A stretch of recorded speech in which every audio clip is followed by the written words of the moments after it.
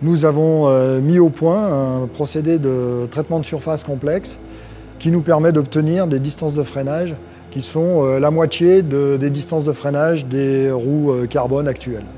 Tous ces process développés pour obtenir une jante très performante ont pris beaucoup de temps. On a mis environ plus de 3 ans avec une équipe de développeurs complète. Deux difficultés majeures dans la réalisation d'une jante carbone à pneus. La première, c'est la résistance du profil à la pression du pneumatique. Et la deuxième, c'est la résistance du profil à la chaleur que dégage le freinage. Une jante en aluminium est capable de dissiper la chaleur assez rapidement et l'aluminium lui-même résiste à des températures très hautes.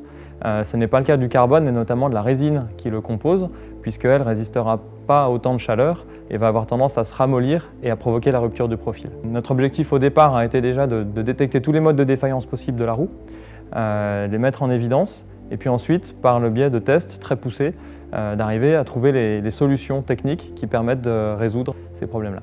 Les solutions qu'on a mises en œuvre sont tout à fait uniques. C'est le mariage d'un insert en aluminium qui est en tout point différent d'une jante et qui lui-même est très léger de par notre maîtrise parfaite des technologies liées à l'aluminium, d'usinage et de mise en forme.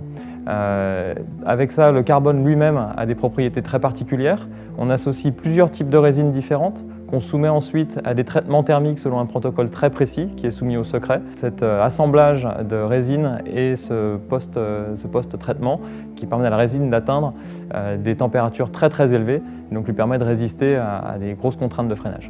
La Cosmic Carbone 40 à pneus est constituée de différents éléments. En premier, un cerceau aluminium qui garantit une bonne résistance au choc et un montage facile du pneu. Ensuite, un noyau constitué d'une matière extrêmement légère et très résistante et aussi très résistante à la température.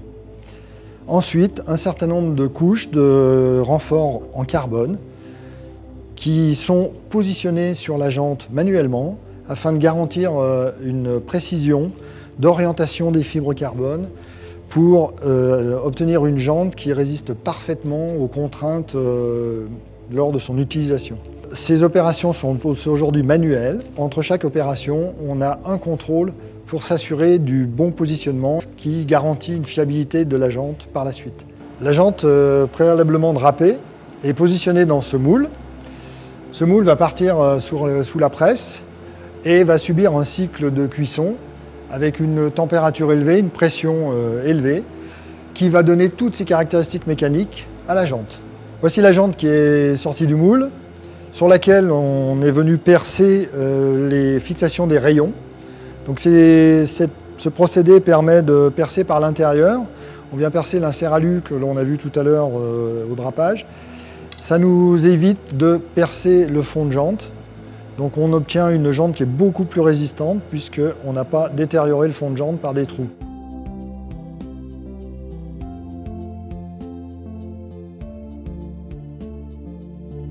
On a fait des tests qui sont vraiment extrêmes, vraiment pour garantir une résistance mécanique de la roue Cosmic Carbone 40.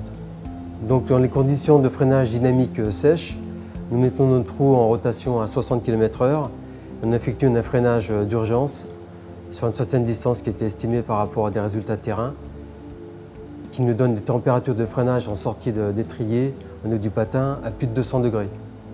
Alors, en freinage dynamique, avec les essais de caméra thermique, on s'aperçoit qu'en instantané, la température est très haute, mais ceci n'a aucun résultat sur la résistance mécanique de la roue. Et la chaleur est diffuse dans toute la roue, donc il garantit toujours un freinage optimal pour le pratiquant dans toutes les conditions, soit conditions sèches ou en conditions humides de freinage. On est ici au Ventoux pour finaliser nos essais terrain, parce qu'on a une base de données importante.